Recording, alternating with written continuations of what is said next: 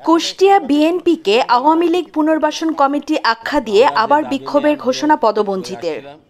সেই সমস্ত দাবি লিখিতভাবে কুষ্টিয়া জেলা বিএনপির বর্তমান আহ্বায়ক কুতুবউদ্দিন ও জাকির সরকারের কুষ্টিয়া জেলা বিএনপির বর্তমান আহ্বায়ক কমিটিকে আওয়ামী লীগ পুনর্বাসন কমিটি আখ্যা দিয়ে দ্রুত কমিটি ভেঙে নতুন কমিটি গঠনের জোর দাবি জানিয়েছেন পদবঞ্চিত নেতাকর্মীরা। শনিবার দুপুর 12:30টার দিকে শহরের একটি রেস্তোরাঁয় সংবাদ সম্মেলন করে তারা আগামী বুধবার বিক্ষোভ সমাবেশের ঘোষণা দেন।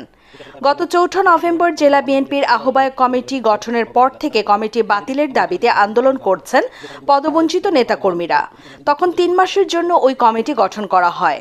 মেয়াদ শেষ হওয়ায় বর্তমান কমিটি দ্রুত বাতিল করে নতুন কমিটি গঠনের দাবি জানিয়েছেন পদবঞ্চিত ব্যক্তিরা।